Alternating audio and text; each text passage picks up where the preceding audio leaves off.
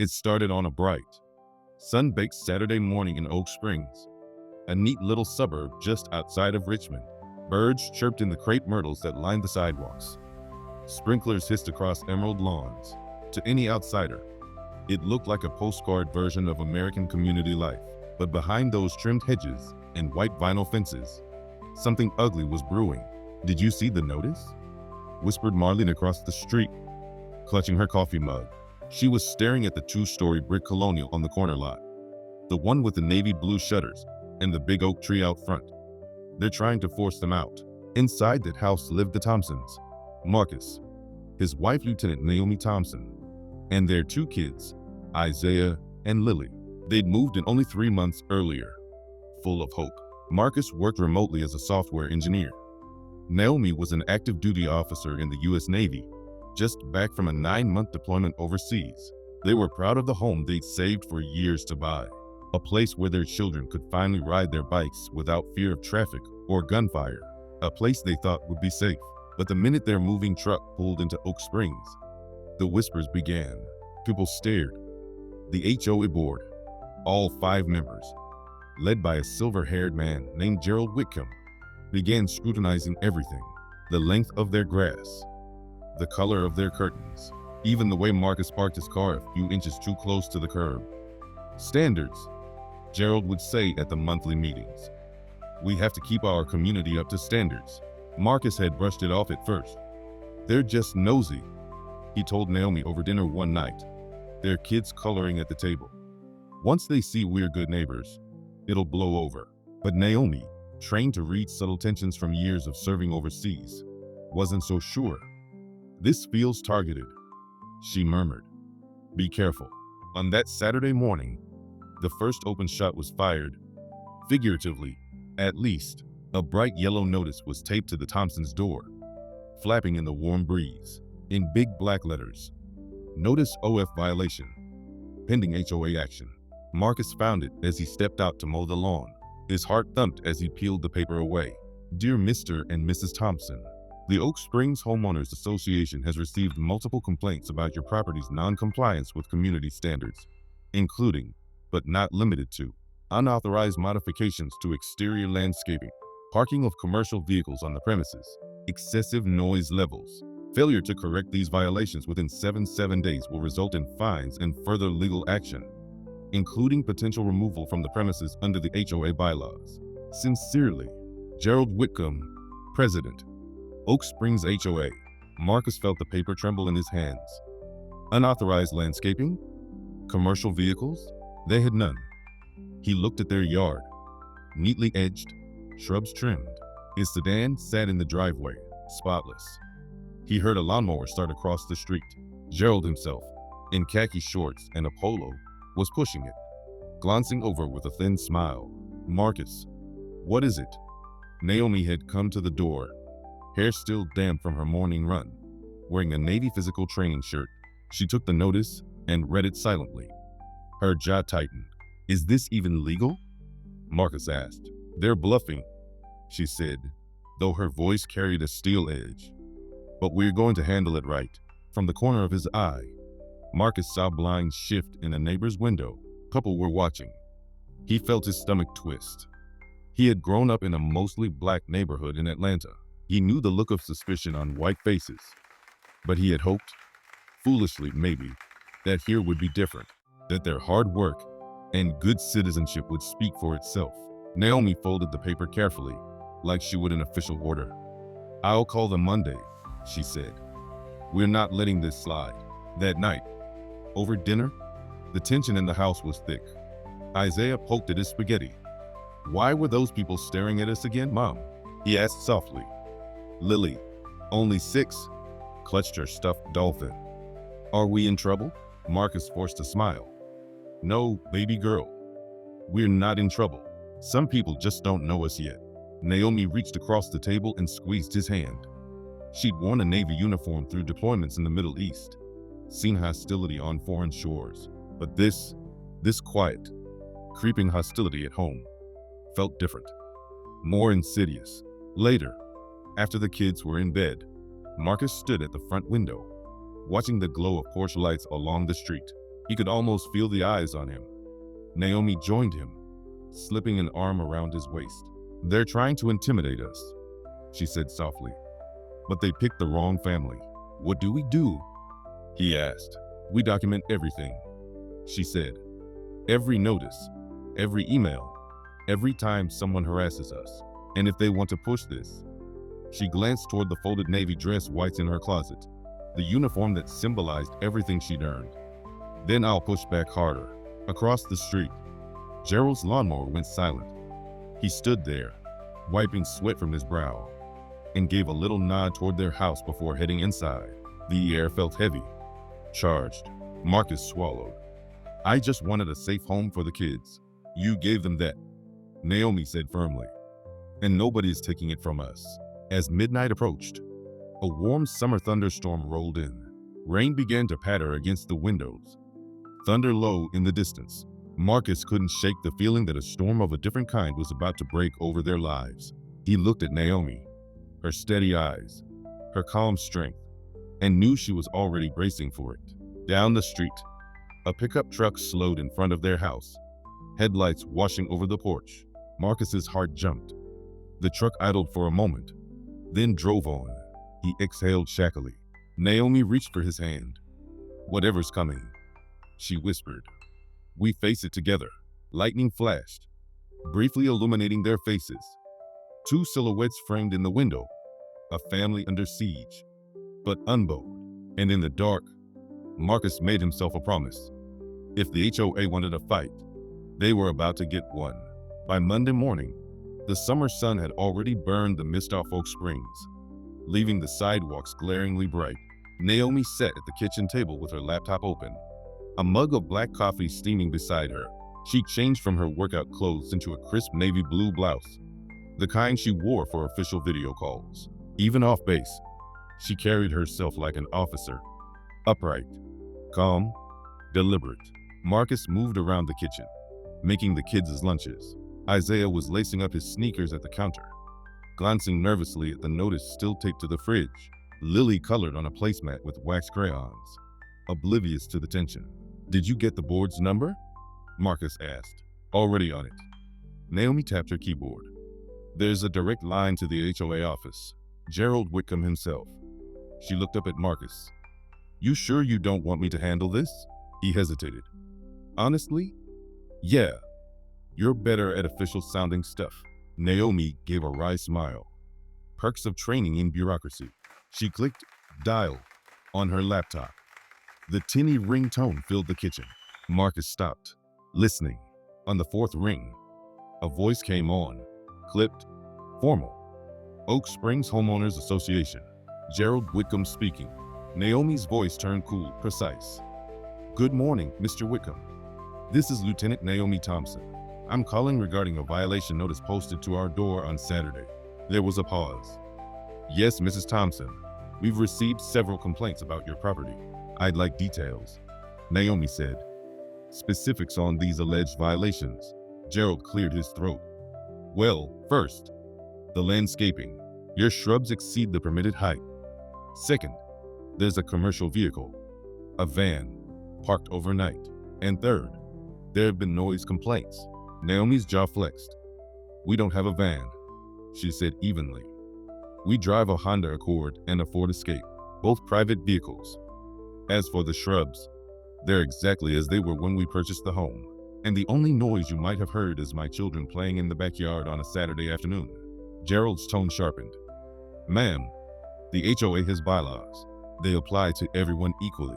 "I'm very familiar with rules," Naomi replied. "What I'm not familiar with is fabricated complaints. We're new to this community, Mr. Whitcomb, but we're not ignorant." Silence hummed across the line. Marcus could almost hear Gerald's teeth grinding. "The board voted unanimously on the notice," he said at last. "You have 7 days to comply or face fines." Naomi smiled tightly. "Noted. We'll respond in writing. Thank you for your time." She ended the call before he could reply. Marcus let out a low whistle. "You didn't blink." Naomi's hands trembled slightly as she closed the laptop. "I'm not giving him the satisfaction," she murmured. That afternoon, after dropping the kids at day camp, Marcus took a slow walk around the block. He wanted to see the neighborhood through fresh eyes. The brick colonials, the double garages, the identical mailboxes. It all looked so pristine, so regulated. Yet when he passed the house next door, he noticed their hedges were taller than his. Across the street, a neighbor had a work van parked in the driveway. Logos still painted on the side. No violation notices there. As he rounded the corner, he nearly collided with Marlene, the woman who'd whispered about the Thompsons days earlier. She was pushing a stroller, sunglasses perched on her head. "Oh, Marcus, right?" she said, voice light. "Yes." He forced a polite smile. She leaned closer, lowering her voice. "I just wanted to say, I think what the HOA is doing is wrong. Gerald's had it out for you since day one." Marcus blinked. "Why?" Marlene hesitated. "Because you're different. This neighborhood isn't used to, black families?" Marcus supplied. She flushed. "I didn't say that. You didn't have to." Marcus's tone stayed calm, but inside his chest burned. "Thanks for telling me." Marlene bit her lip. "Be careful.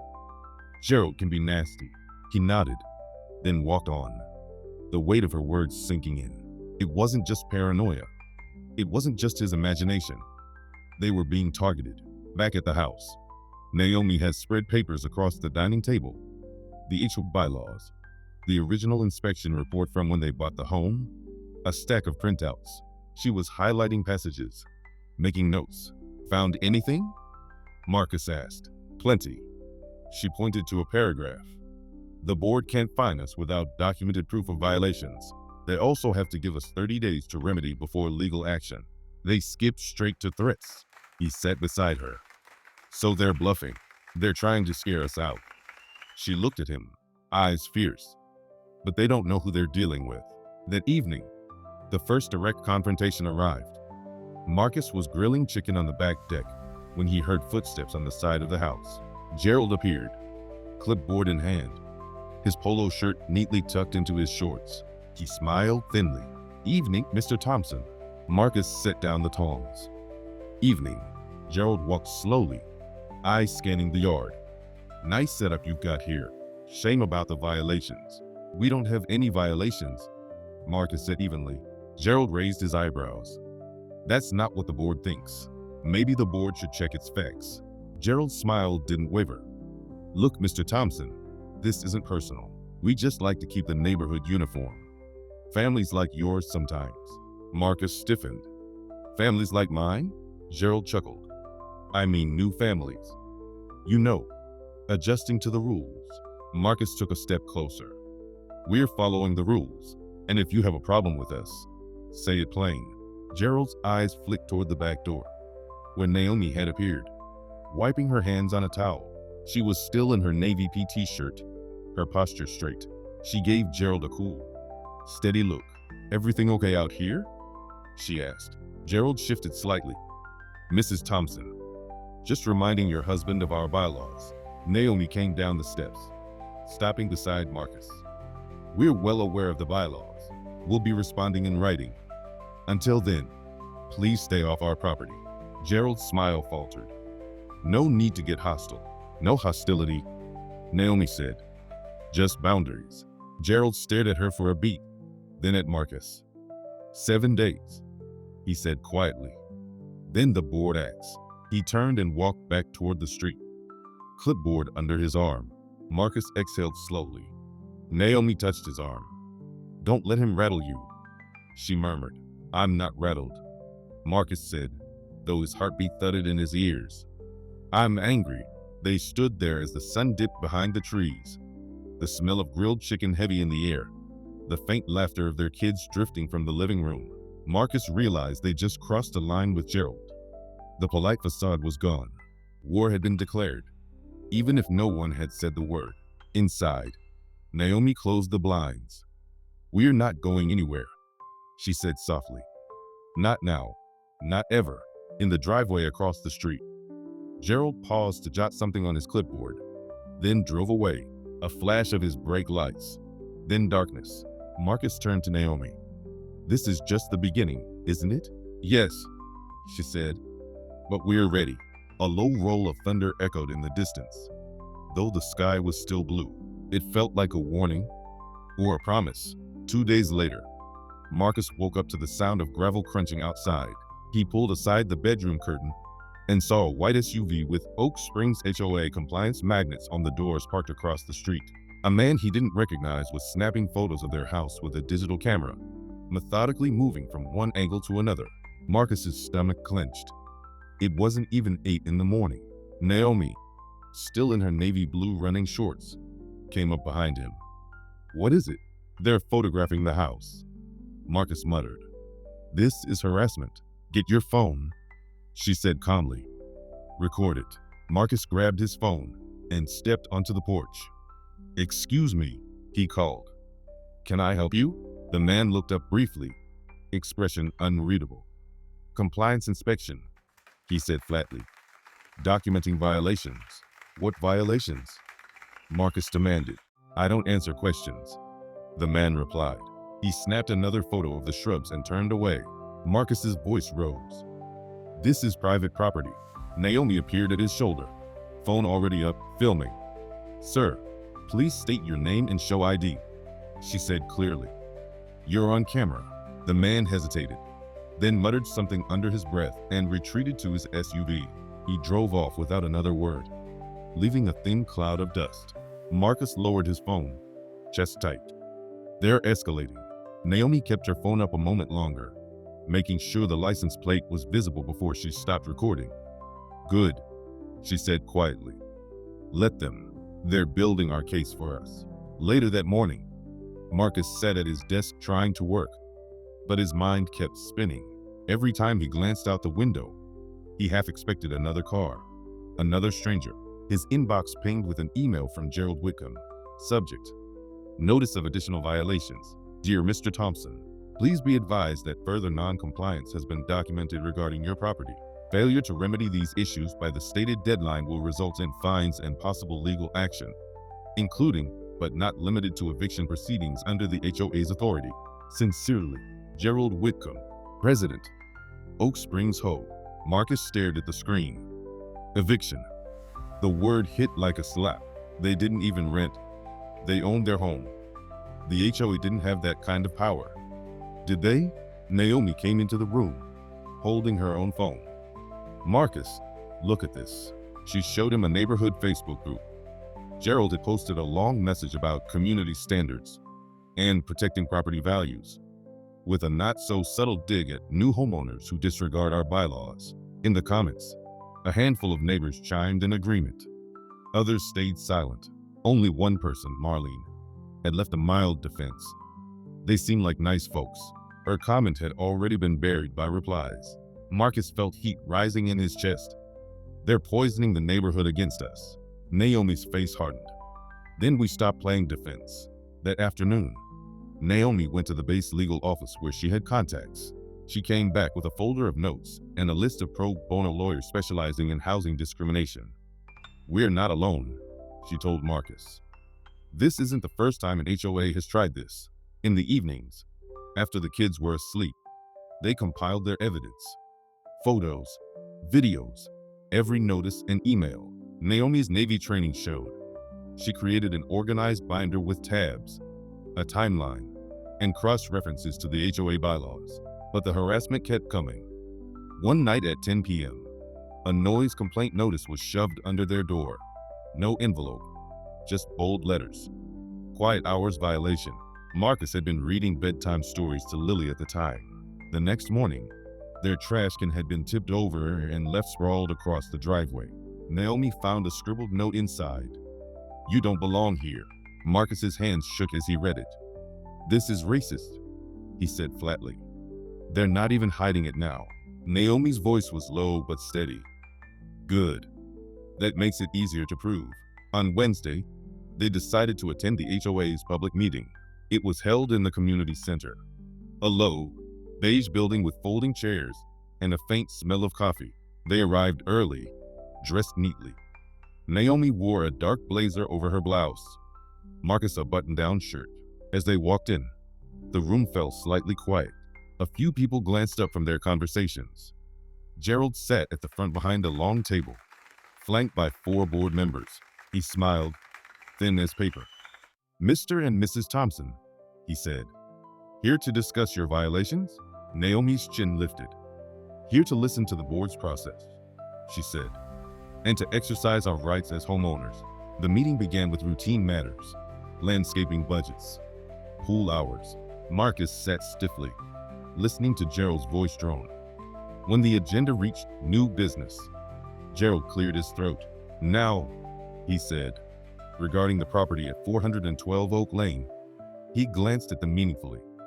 "We've had multiple complaints. We've documented violations. The board is prepared to proceed with enforcement." A murmur went through the audience. Marcus raised his hand. "We'd like to respond." Gerald looked surprised but gestured grudgingly. "You may." Marcus stood. "My family and I moved here 3 months ago. We've followed every rule.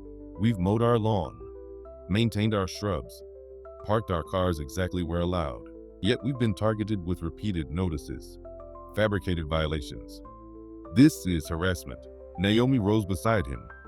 "We have documented proof of selective enforcement," she said calmly. "Other homeowners have taller shrubs, commercial vehicles, and noise without penalty. Only we have been threatened with eviction." Gerald's smile froze. "The board applies the rules equally. Then you won't mind if we share our evidence with the county housing authority," Naomi said.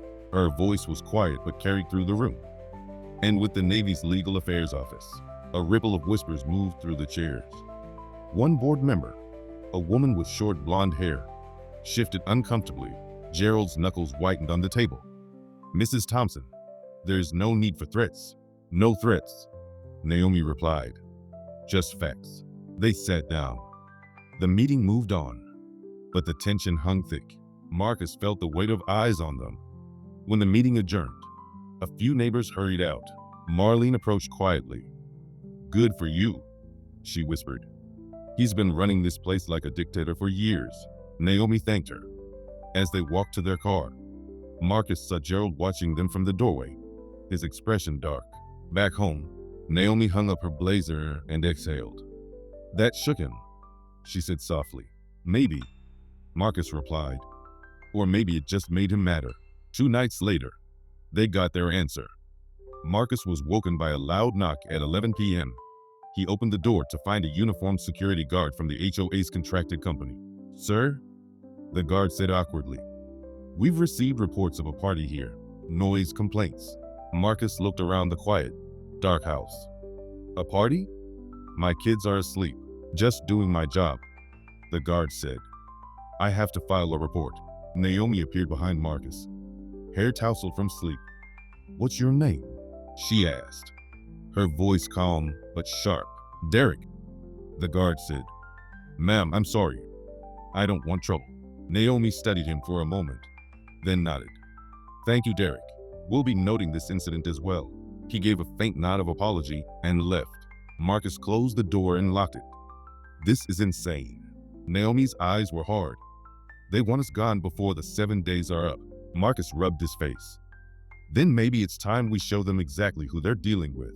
Naomi's gaze flicked to the garment bag in the closet. Her navy dress uniform, crisp and immaculate. She didn't speak, but her mind was already moving. The storm was coming, and she was ready to step into it. Friday morning dawned thick and humid, the kind of Virginia summer heat that pressed against the windows like a living thing. Marcus sat at the kitchen island scrolling through his phone, jaw clenched. Another email from Gerald sat at the top of his inbox. This one marked, "Final warning. Subject, immediate action required. Mr. and Mrs. Thompson, due to your continued non-compliance, the HOA will vote this weekend to impose fines and begin legal action to remove you from the community. You are advised to vacate voluntarily to avoid further penalties. Sincerely, Gerald Whitcomb, President, Oak Springs HOA." Marcus's stomach turned. "They're serious," he murmured. Naomi stood at the sink, rinsing coffee mugs. She wore plain shorts and a t-shirt, but her posture was straight as ever. She read the email over his shoulder, then slowly exhaled. "They're bluffing. The HOA can't evict homeowners. Only a court can do that. 'They're scaring the neighbors,' Marcus said quietly. 'Look at this.' He showed her the neighborhood Facebook group. Gerald had posted again, this time hinting that the Thompsons had criminal backgrounds and were endangering community values. The comments had turned uglier. Shouldn't have let them in. And this is why property values drop. Naomi's hand tightened on the mug until Marcus thought it might shatter. That's defamation, she said softly. We have him. At that moment, Isaiah came downstairs, his backpack slung over one shoulder. Mom? Dad? Some kids at camp said we're gonna get kicked out. He looked small in the doorway, eyes wide. Lily followed, clutching her stuffed dolphin. Marcus's heart broke. You're not getting kicked out, buddy, he said firmly. We're staying right here. Naomi crouched down and took both kids' hands. Mom and Dad are handling it. You don't have to worry. She forced a smile. Now go eat breakfast. Pancakes are on the table. When the kids had gone, Naomi straightened. This ends now. That afternoon, while Marcus worked, Naomi drove to the Navy Exchange on base. She retrieved her dress whites from the cleaners, the immaculate uniform she wore for official ceremonies. The jacket gleamed, the gold buttons polished to mirror brightness. Her ribbons and warfare pin were arranged perfectly on the breast. She laid it out on the bed when she returned, smoothing the fabric with careful hands. It wasn't just clothing. It was armor. It was proof. Marcus watched from the doorway. You're sure? I'm sure, Naomi said. They want to question our legitimacy? I'll show them exactly who I am.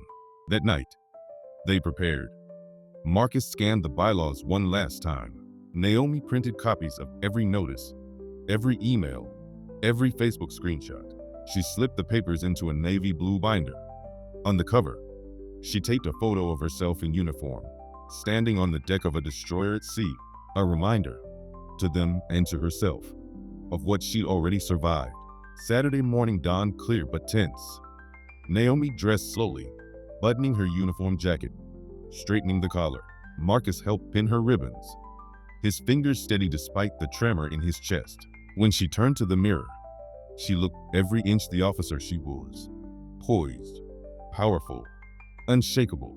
You look like you're about to testify before Congress, Marcus murmured. Naomi gave a faint smile. Something like that. At 10 a.m., they walked together to the community center for the special meeting Gerald had called. Naomi carried the binder under one arm, her white gloved hand firm. Marcus walked beside her, chin high. Neighbors peeked out from porches as they passed. Some stared openly. Others looked away. The community center buzzed with low chatter. Nearly every chair was filled, more than at the usual meetings. Gerald sat at the front table, looking smug, his clipboard stacked with papers. But when Naomi and Marcus entered, the room went quiet. All eyes turned to Naomi's uniform, the crisp whites, the gold buttons, the ribbons shining under the fluorescent lights. Gerald's smile faltered. Mrs. Thompson, he said, voice tight. This is a community meeting, not a military ceremony. Naomi walked to the front, Marcus beside her. Good morning, she said clearly. I'm Lieutenant Naomi Thompson, United States Navy, and I'm here to respond to your accusations. A ripple moved through the crowd. One man murmured, Lieutenant? Another whispered, Navy? Gerald cleared his throat. We're not here to discuss You called this meeting to vote us out, Naomi said evenly. Before you do, everyone in this room deserves the truth. She opened the binder and began laying out documents on the table. Photos of their perfectly trimmed yard, printouts of HOA bylaws, screenshots of Gerald's Facebook posts. She spoke calmly, methodically, like briefing a commanding officer. Your bylaws require 30 days' notice, not 7. You've selectively enforced rules that other homeowners violate daily. You've defamed my family publicly.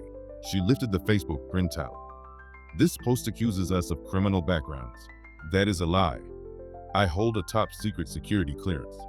I serve this country, and I will not be harassed out of my home. The room had gone dead silent except for the faint hum of the air conditioner. Gerald's face reddened. Mrs. Thompson, Lieutenant Thompson, she corrected softly. And we're not done. She produced the note from their overturned trash can. You don't belong here. She held it up for the room to see. This is what your leadership encourages. A board member shifted uncomfortably. Gerald, is this true? she asked. Gerald's voice rose. This is irrelevant. We're here about violations, not your military record. Naomi met his eyes, calm and unflinching.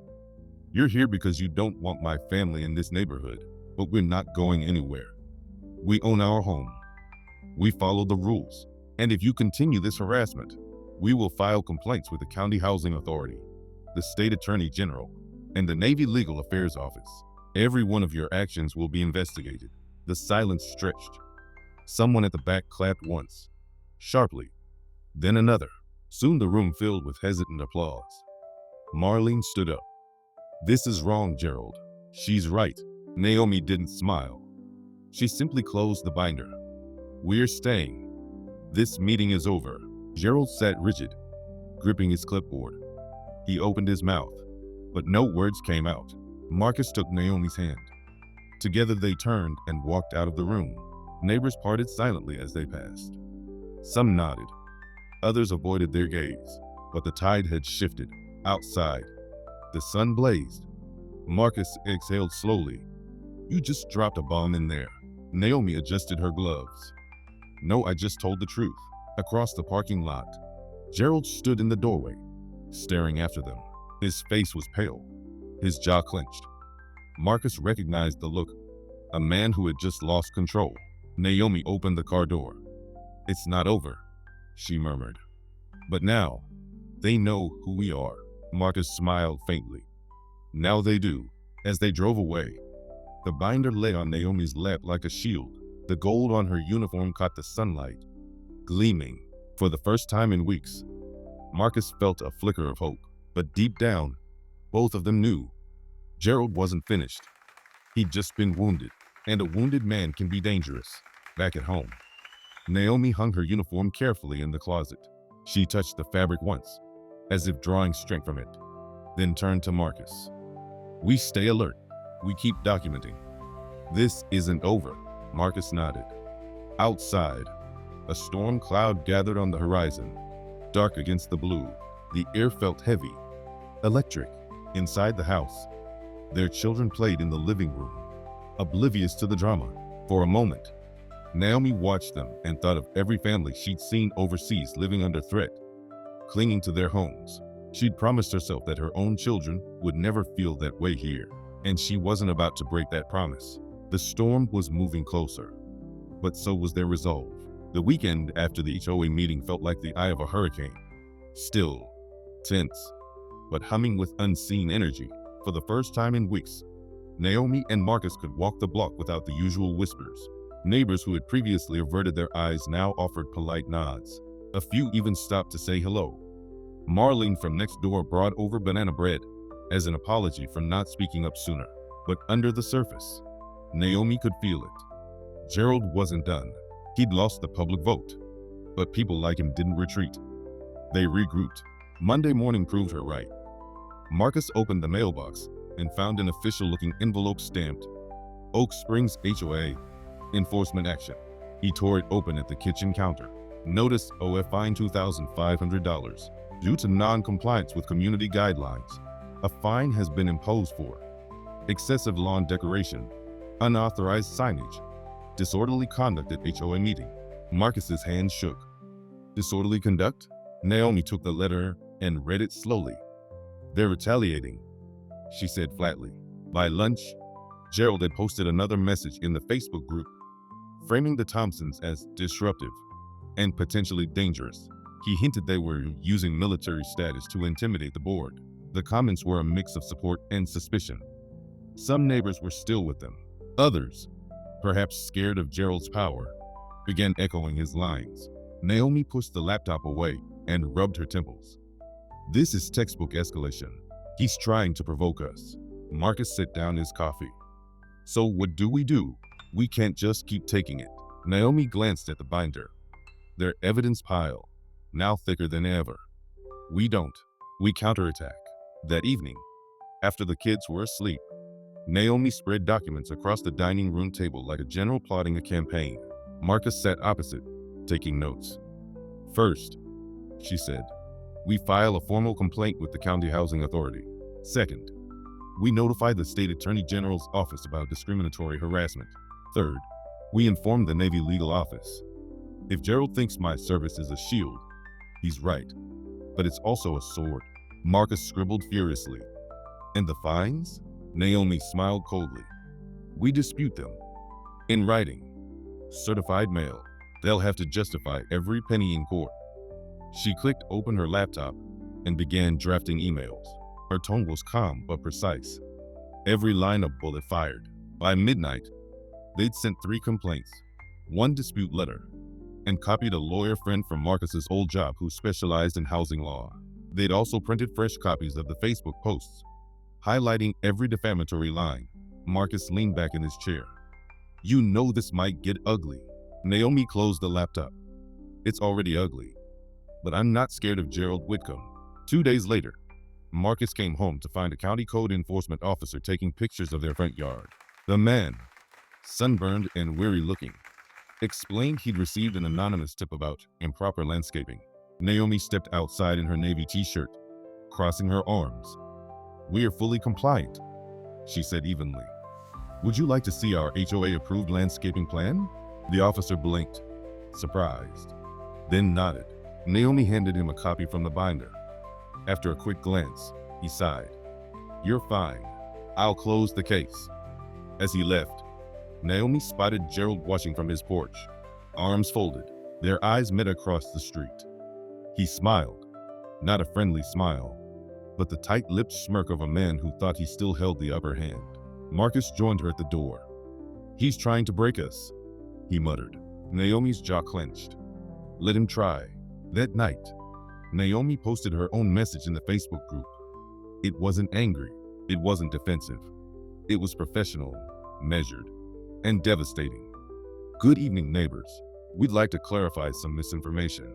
Our family is in full compliance with HOA guidelines. All accusations against us are documented and disputed. We have filed complaints with the county and the State Attorney General's office regarding harassment and discrimination. We love this community and intend to remain. We ask for your support in maintaining fairness and integrity. Respectfully, Lieutenant Naomi Thompson, USN. Within minutes, the thread exploded. Some neighbors expressed outrage at Gerald's behavior. Others demanded a special election to remove him from the board. A few die-hards still defended him, but their voices were drowned out by growing dissent.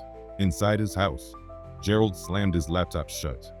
His wife, Ellen, stood in the doorway. You've gone too far, she said quietly. Gerald glared. I'm protecting this neighborhood. You're destroying it, Ellen said. People are talking about recalling you.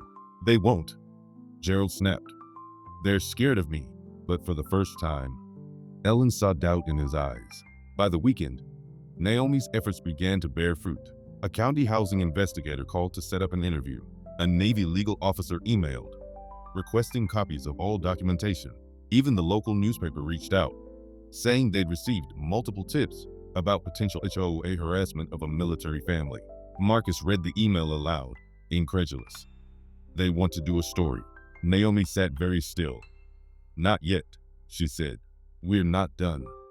We play this smart, but inside, she felt a quiet satisfaction. For weeks, Gerald had painted them as troublemakers. Now, the spotlight was swinging back toward him.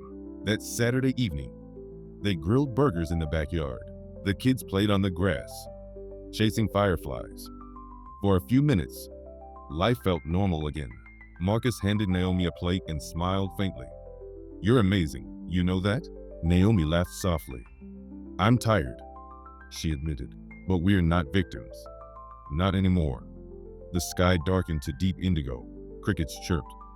In the distance, thunder rumbled. Marcus glanced toward Gerald's house, its windows glowing in the twilight. You think he'll back down? Naomi looked at her children, then at the storm clouds gathering. No, she said quietly. Men like Gerald don't back down. They lash out. We need to be ready. Late that night, Marcus awoke to a noise outside, a faint crunch of gravel. He peered through the blinds and saw a shadow moving near their driveway. By the time he slipped outside, the figure was gone, but taped to the windshield of their car was another note, the handwriting jagged and angry. We will make you leave. Marcus's stomach dropped. He took a photo and brought the note inside. Naomi held it under the kitchen light, her expression unreadable. "This is it," she said finally. "He's crossed the line." She set the note beside the binder and looked at Marcus. "Tomorrow, we go public." That night, neither of them slept much. The house felt like a bunker. Doors locked, cameras recording, lights off. Marcus lay awake listening to the rain tapping against the windows.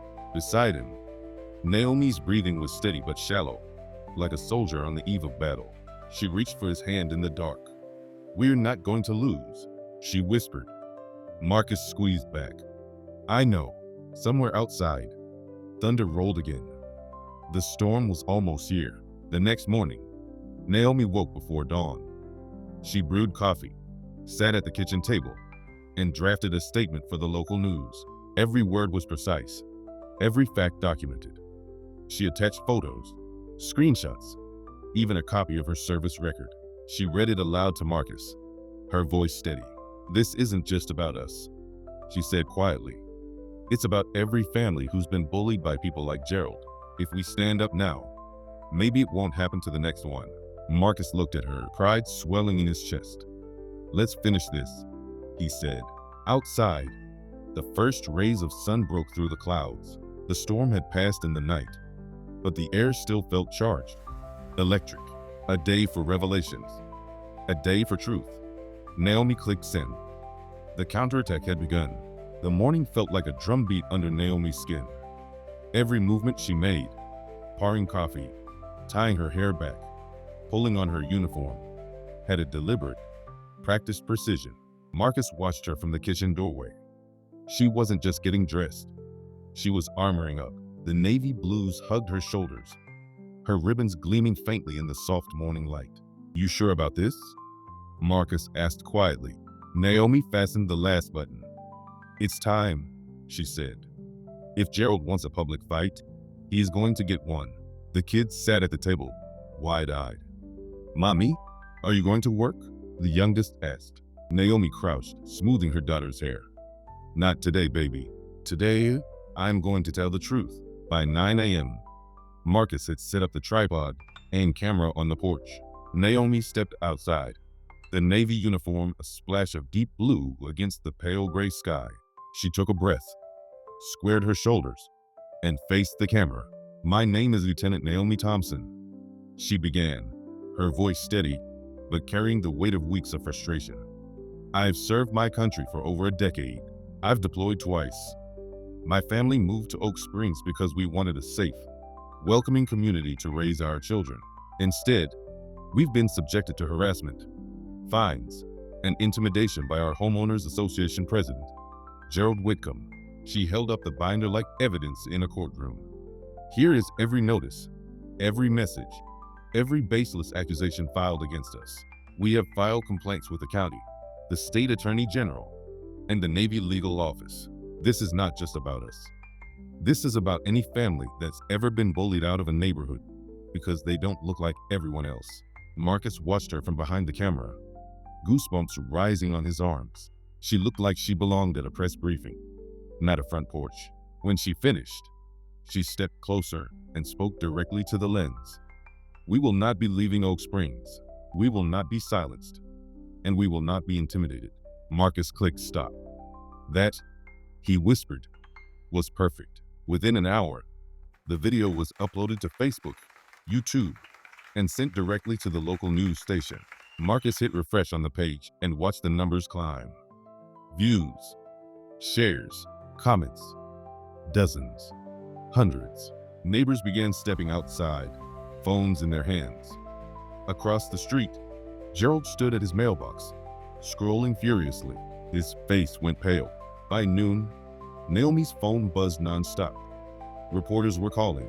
Other families from across the state were messaging her, telling their own HOA horror stories. Even a retired Navy admiral had left a comment thanking her for her service and saying, "No one who's worn the uniform should be treated this way." Marcus read the comment aloud, his voice cracking a little. "Naomi, this is huge." She nodded, but her expression stayed cool. "It's not over yet." At 3 p.m., A silver SUV pulled into their driveway. Out stepped a county housing investigator, a notepad in his hand. "Lieutenant Thompson?" he asked. Naomi shook his hand. "Thanks for coming." He sat at their kitchen table and listened as Naomi laid out the entire timeline. Marcus produced the binder, the photos, the note taped to their car. The investigator scribbled furiously, his eyebrows climbing higher with each detail. "You've done your homework," he said finally. "This is more than enough for a formal case." While they spoke, a small crowd gathered outside. Neighbors who'd watched Gerald's reign in silence now whispered to each other. Phones recorded. Someone muttered, "About time." Across the street, Gerald stormed out of his house, his face red. "This is harassment," he shouted. "You can't bring the county into this." Naomi stood in the doorway, calm and tall in her uniform. "I can't and I did," she replied evenly. "Playing the victim won't save you." Gerald sneered. "You people never follow the rules." Gasps rippled through the onlookers. The words hung heavy in the air. Naomi didn't flinch. She stepped off the porch and walked down the driveway until she was standing a few feet from him. "I followed rules my entire life," she said, her voice low but cutting through the murmurs. "I've followed them on ships, on bases, and in combat zones. Don't you dare stand here and tell me I don't." Gerald's mouth opened, then shut. For a heartbeat, he looked small, not a powerful president, but a man cornered. The county investigator cleared his throat. "Mr. Whitcomb, I suggest you refrain from further statements until we complete our review." Gerald turned on his heel and stomped back inside, slamming the door so hard the window rattled. Naomi exhaled slowly. Marcus came up behind her and put a hand on her shoulder. "You just flipped the script," he murmured. She glanced at the cluster of neighbors still standing in their yards. Some were clapping quietly, others nodded with newfound respect. Marlene from next door stepped forward. "Lieutenant Thompson," she said, "if you need signatures for that recall election, you have mine." One by one, more neighbors spoke up. "Mine too. I'm sick of his nonsense. We didn't know it was this bad." Naomi's throat tightened. She managed a small smile. "Thank you," she said. That evening, as the sun dipped low and painted the sky in streaks of orange, Marcus grilled chicken on the back porch. The kids giggled, chasing bubbles. For the first time in weeks, the air didn't feel heavy. Naomi sat at the picnic table, scrolling through messages. "We've got support from 3 lawyers willing to volunteer," she said. "And the paper wants to run a Sunday feature." Marcus set down the tongs. "You think Gerald's done?" Naomi looked past the fence to Gerald's darkened windows. "No, but he's losing control. And when people like him lose control, they make mistakes." She was right. At 10 p.m., just as Marcus was locking up, a police cruiser rolled slowly down the street, then stopped in front of their house. 2 officers stepped out. "We received a noise complaint," one said, glancing at his notes. Marcus blinked. "Noise complaint? It's 10 at night, and we're inside." Naomi stepped forward. "Do you have the name of the complainant?" The officer hesitated. "Anonymous tip." Naomi's eyes flicked toward Gerald's house. "Of course." She handed over her Navy ID and remained polite but firm. "You're welcome to check. We've recorded the whole evening on our security cameras." There was no noise. The officers exchanged looks, then nodded. "Sorry for the inconvenience, ma'am." They got back in the cruiser and drove off. Marcus closed the door behind them and exhaled. "He's still trying." Naomi hung her uniform jacket on the back of a chair. "Let him. Every stunt he pulls just proves our case." They sat at the kitchen table in the quiet house, the only sound the hum of the fridge. Marcus reached across and took her hand. "I've never seen you like this," he said softly. Naomi met his gaze. "This is what I've been trained for. Pressure, strategy, standing firm." Outside, a wind picked up, rattling the trees. Somewhere a dog barked. The storm hadn't passed yet. It was circling back, but inside, Naomi felt something new blooming under her ribs. Not just anger, not just resolve. Power. "Tomorrow," she said, "we start the recall petition." Marcus squeezed her hand. "Tomorrow," he echoed. The lights from Gerald's window flickered. then went dark. In the distance, thunder rolled again. The night air was still heavy with tension after the explosive confrontation on the street. News of what had happened between Lisa, Marcus, and the HOA president had already started to ripple through the neighborhood. Porch lights flicked on like little eyes watching from the dark. Curtains shifted. Phones buzzed as neighbors texted each other about the Navy officer who had just put the HOA in its place. In the Washington's living room, the atmosphere was a strange mix of triumph and exhaustion. Marcus sat on the couch, his head in his hands, trying to process what had just unfolded. Lisa stood by the window, still in her uniform, her chest rising and falling as she kept herself calm. The twins had been sent to their room with a movie to distract them from the chaos. "You really lit them up," Marcus said finally, looking up at her. "I've never seen Bill Henderson back down like that." Lisa glanced at him and gave a small smile. "I wasn't going to let him humiliate you. Not again. Not after everything you've been through just to make this house our home." Outside, a car slowed as it passed their house, headlights sliding over the windows. The couple went quiet. They both knew the HOA wasn't done. Powerful people didn't just roll over. They regrouped, found new ways to strike back. Lisa moved away from the window and sat next to Marcus. She took his hand, their fingers interlacing. "This isn't over," she said softly. "But we're stronger than they think." Marcus exhaled. "I know. I just hate that we even have to go through this." Lisa squeezed his hand. "We've been through worse. You've held me down through deployments, through nights when I wasn't sure I'd make it back. This is just another battlefield." The next morning dawned crisp and cool. Lisa had taken the day off from her duties to stay home and strategize. Marcus brewed coffee while she spread papers and a laptop across the dining table. Copies of the HOA bylaws, state property codes, and the cease and desist letter they'd received were neatly arranged. She was a Navy officer, but this morning she looked like a tactician preparing for war. Marcus admired her focus, even as his stomach twisted with worry. Halfway through breakfast, there was a knock at the door. They exchanged a look. Lisa got up slowly, peering through the people. Standing outside was a younger woman with a clipboard and a nervous smile. Lisa opened the door but didn't step aside. "Can I help you?" "Good morning, Mrs. Washington," the woman said. "My name's Carrie. I'm one of the newer residents here. I just wanted to say, what you did last night, it was incredible." Lisa blinked, surprised. "Thank you." Carrie glanced over her shoulder as if making sure no one was watching. "A lot of us, we're tired of Bill and his little circle. They've been harassing people for years, but nobody ever stands up to them. Until you." Marcus came to the door then, wiping his hands. "You're saying there are more people who feel this way?" Carrie nodded. "More than you think. If you're planning to fight this, you won't be alone." That small exchange sent a flicker of hope through both of them. After Carrie left, Lisa leaned against the door, deep in thought. "We're not just defending ourselves," she murmured. "We're setting a precedent." That afternoon, Lisa and Marcus met with 3 more neighbors who had quietly reached out after hearing about the confrontation. They gathered in the Washington's living room, lines drawn. There was Angela from 2 streets over, whose mixed-race family had been fined repeatedly for yard violations that mysteriously didn't apply to white homeowners. There was Mr. Patel, a retired teacher who'd been threatened with eviction for planting vegetables in his backyard. And there was Carrie, who had been slapped with penalties for leaving her recycling bin out overnight. Each story added another layer to the picture. This wasn't just about one black family. It was about a pattern of abuse. Lisa listened intently, taking notes. Marcus served coffee and nodded as each person spoke. "They've been counting on us all being too scared to push back," Lisa said finally.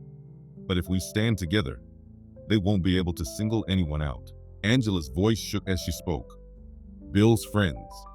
They're connected. People are afraid of retaliation." Lisa's gaze was steady. "I'm not. And if you're with me, I'll make sure this ends." By evening, the Washington home had turned into a quiet hub of resistance. Lisa drafted a formal petition to challenge the HOA's leadership, citing misconduct and discriminatory enforcement of rules. Marcus set up an email list to coordinate the growing group of dissenters. They planned a community meeting for the weekend. It felt like the tide was turning, but there was still an undercurrent of tension, like the calm before a storm. Later that night, Marcus stepped onto the porch for air. The neighborhood looked serene under the glow of streetlights. But he caught a shadow moving at the corner of the street. Someone was watching their house. He narrowed his eyes. But before he could say anything, the figure melted back into the dark. When he returned inside, he told Lisa. She wasn't surprised. "They're scared," she said. "Scared people do desperate things. We'll keep the cameras rolling and the doors locked." Marcus nodded, but a unease crawled up his spine. He'd seen this before. People who felt their power slipping didn't go quietly. He checked on the twins, kissed their foreheads, and lay awake that night, listening to the distant hum of cars and the creak of the house settling. Across town, Bill Henderson sat in his study, nursing a glass of bourbon. His wife hovered by the doorway. "She's making you look like a fool," she said quietly. Bill's jaw clenched. "This isn't over. I'll call an emergency board meeting tomorrow. We'll find something, anything, to hit them with."